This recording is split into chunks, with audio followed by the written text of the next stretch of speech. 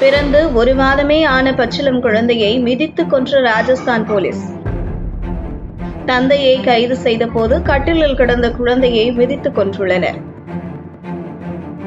இவர்களெல்லாம் மனிதர்களா இல்லை சீருடை அணிந்த மிருகங்களா என்று கேட்க தோன்றும் அளவிற்கு ஒரு சம்பவம் ராஜஸ்தான் மாநிலம் ஆல்வரில் நடைபெற்றுள்ளது.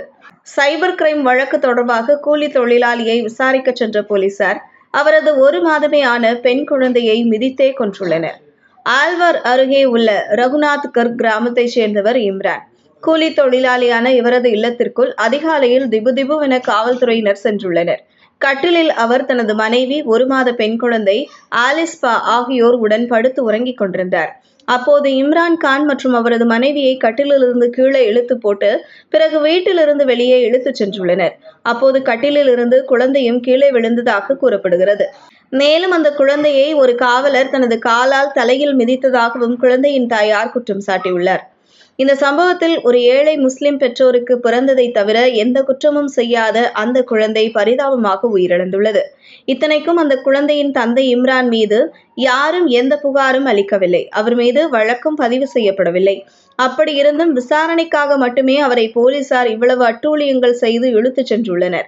காவல் நிலையத்திற்கு வர சொல்லி நோட்டீஸ் கூட கொடுக்காமல், பெண் காவலர்கள் இல்லாமல், முன் அனுமதி இல்லாமல் திபுதிபுவென நுழைந்து இவ்வளவு அட்டூழியங்களை ராஜஸ்தான் ஆல்வர் போலீசார் செய்துள்ளனர். இந்த சம்பவத்திற்கு ராஜஸ்தான் மாநில காங்கிரஸ் தலைவர் கடும் கண்டனம் தெரிவித்துள்ளார்.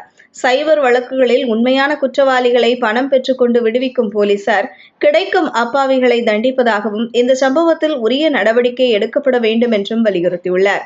இந்த சம்பவத்தில் ஈடுபட்ட அனைத்து காவலர்கள் மேலும் உடனடியாக வழக்கு பதிவு செய்யப்பட்டு கைது செய்யப்பட வேண்டும் என மார்க்சிஸ்ட் பொலிட் பீரோ உறுப்பினர் பிருந்தா காரத் வலியுறுத்தியுள்ளார். ராஜஸ்தான் மாநிலத்தில் பாஜக ஆட்சி நடைபெற்று வருவது குறிப்பிடத்தக்கது.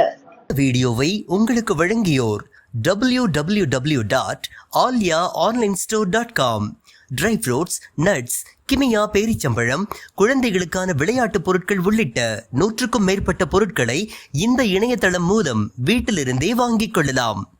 மேலும் விவரங்களுக்கு 9080394821 என்ற வாட்ஸ்அப் எண் மூலமாகவும் தொடர்பு கொண்டு பொருட்களை வாங்கலாம்.